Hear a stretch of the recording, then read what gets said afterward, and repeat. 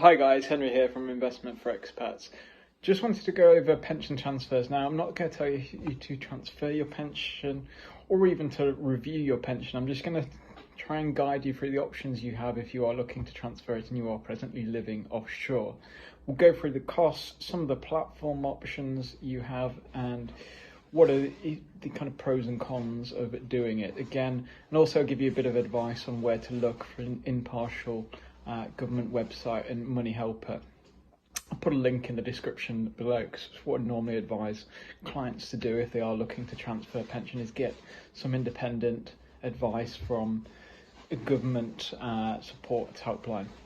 So in regards to the costs and the platforms, we'd always stick to FCA platforms. Now, I've written this in a couple of blogs, and some of the FCA platforms that are completely fee-based that you would only want to stick to are Novia Global and Premium.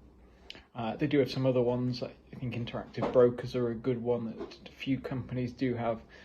Terms of Business would stick to them as well. So they're the three platforms I would choose presently. If any other bank comes in like Saxo, I think they're a good option as well. But make sure they're FCA regulated, they're completely fee-based, and they have that kind of transparency in them. Stay away from, a pro tip is just to stay away from normally offshore bonds that usually are liquid, got commission baked in, etc.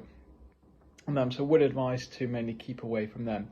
In terms of the cost, it does have a few layers involved, and it does depend on what the advisor is charging. Now with Novia Global, for example, to take this as an example, the base cost, it does vary on amounts, but say for anything under 500,000 it is 0.34%.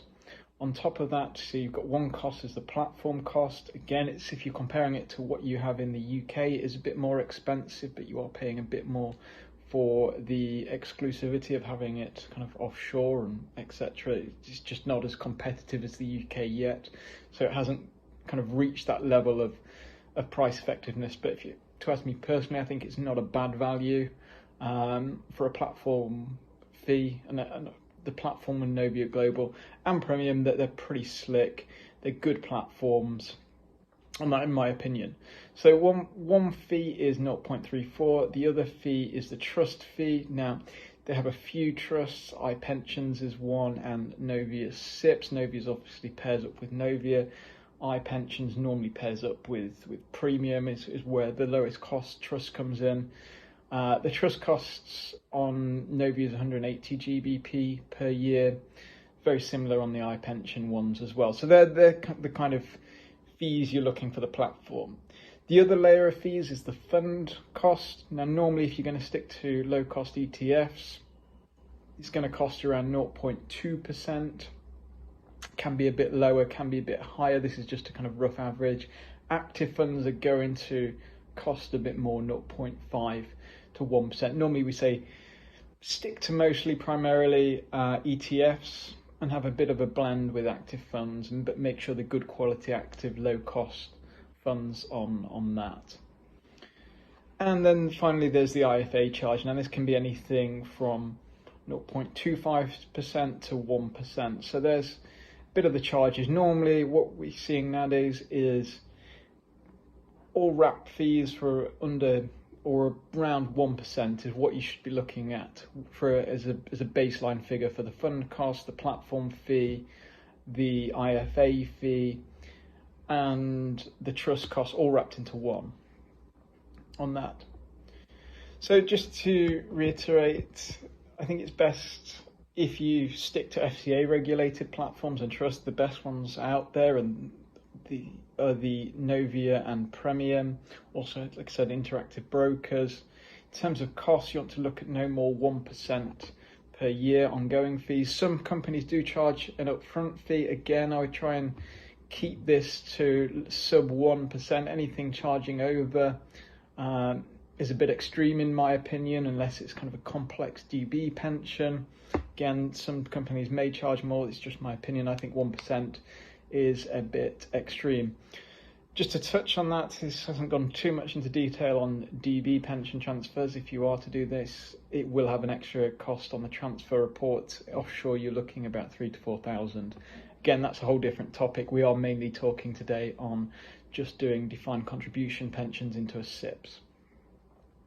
In terms of should you transfer it offshore or should you not, so some of the pros for transferring it offshore is that you do have more currency options, if that's a benefit to you. If you're living potentially in Europe or US, or in the US, you can have euros and US dollars. It does give you a bit of a wider access to funds in euros and US dollars.